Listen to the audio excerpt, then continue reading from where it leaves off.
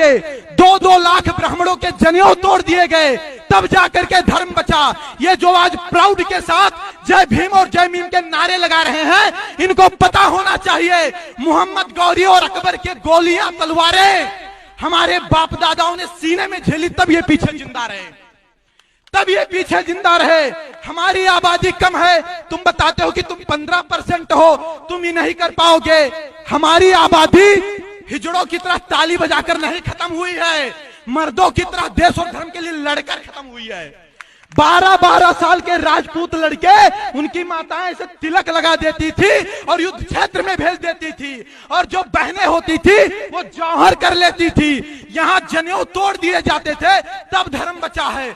मंगल पांडे, भगत सिंह शादी विवाह नहीं किए और देश के लिए लड़ गए, तब ये आजाद है।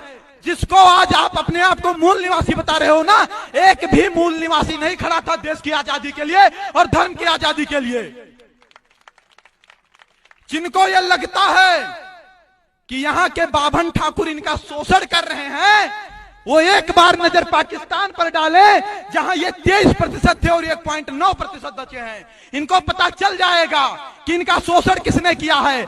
हमारे बाप दादाओं ने 565 रियासतें दी, तब इनको प्रधानमंत्री आवास के तहत जो योजना मिला, तब घर बनवाने के लिए जमीन हो पाया है। ये हमारे बाप दादाओं की देन है, हमारे बाप दादाओं की देन है कि यूनिवर्सिटी बनी है, हमारे बाप दादाओं की देन है कि प्लेटफार्म बने हैं, हमारे बाप दादाओं की देन है कि अनुसंधान केंद्र बने हैं। क्या मिला हमको? नहीं चाहिए आरक्षण की भी, ले जाओ तुम, एक नहीं 20 चंद्रशेखर रावण को दे दो, 20 सतपाल तोड़ को दे दो, लेकिन अगर तुम्हारी औकात है तो हमारी रियासतें वापस कर दो। तुम्हारी औकात है तो हमारी रियासतें, हमारे धन वापस कर दो। नहीं कर पाओगे, कंगाल हो जाओगे, क्योंकि पूरा का पूरा भारत हमारी रियासतों पर टिका है। हमने अपना सब कुछ छोड़कर अखंड भारत का सपना देखा था। 7 लाख पंडित कश्मीर में काटे गए, भगाए गए, लेकिन उन्होंने आतंकवाद का रास्ता नहीं अपनाया, उन्होंने ट्रेन नहीं फूकी, उन्होंने घर नहीं जलाए, उन्होंने बस नहीं जलाए। क्यों? क्योंकि इस देश से सबसे ज्यादा प्रेम है तो हम राष्ट्रवादियों को है। हमारा डीएनए टेस्ट करवा लो, हमारा डीएनए टेस्ट करवा लो, हमसे ज्यादा कोई राष्ट्रवादी मिल जाएगा, मैं भारत छोड़कर चला जाऊंगा। सही बता रहा हूं। बाप दादा देश और धर्म के लिए लड़े, उनका लड़का आज सिस्टम से लड़ रहा है, उनका लड़का रिजर्वेशन से लड़ रहा है, उनका लड़का SC/ST एक्ट से लड़ रहा है। भारत में पहले जब मृत्यु दंड दिया जाता था तो मृत्यु दंड के अपराधी से उसकी आखिरी इच्छा पूछी जाती थी। पूछी जाती थी कि नहीं पूछी जाती थी? मृत्यु दंड के अधिकारी से आखिरी इच्छा पूछी जाती थी। लेकिन हमारे देश का संविधान तो देखिए, हमारे देश में समानता का अधिकार तो देखिए, हमारे देश की डेमोक्रेसी तो देखिए। यहाँ SC/ST एक्ट में आखिरी इच्छा भी नहीं पूछी जाएगी कि आप सही हो कि गलत। सोचिए, हम एक मृत्यु दंड अपराधी से भी बदतर स्थिति में हैं। मुस्कुराइए मत, सोचिए, चिंतन करिए, कहां थे, कहां पहुंच गए, कहां थे, कहां पहुंच गए, और आने वाले समय में कहां पहुंचेंगे। यह स्पष्ट कह रहा हूं कि आज अगर आप नहीं जग पाए, आज नहीं जग पाए, तो ना फिर कोई संपत सारस्वत पैदा होगा आपको जगाने के लिए, ना कोई सुखदेव सिंह गोगा मेड़ी पैदा होगा आपको जगाने के लिए, ना कोई दिनेश रनेजा होगा आपको पैदा जगाने के लिए, और ना ऐसी सभाएं होंगी। तब आप बहुत देर कर चुके होंगे, क्योंकि तब बहुत देर हो जाएगी, तब आपके जागने का भी मतलब नहीं रहेगा।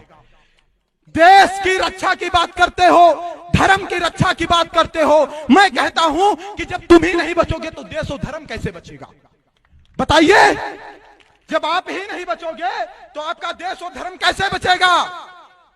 आप एक यादव से नाराज होते हैं तो दूध लेना बंद करते हैं, आप एक लुहार से नाराज होते हैं तो लोहे के औजार बनवाना बंद करते हैं, आप एक कुम्हार से नाराज होते हैं तो आप बर्तन बनवाना बंद करते हैं। लेकिन जब आप एक बाभन और ठाकुर से नाराज होते हैं तब आप हिंदू संस्कृति, हिंदू धर्म और हिंदू सभ्यता से अलग हो जाते हैं। क्योंकि आज भी जन्म संस्कार, मृत्यु संस्कार, विवाह संस्कार पंडित जी करवा रहे हैं और पंडित जी की रक्षा ठाकुर साहब कर रहे हैं।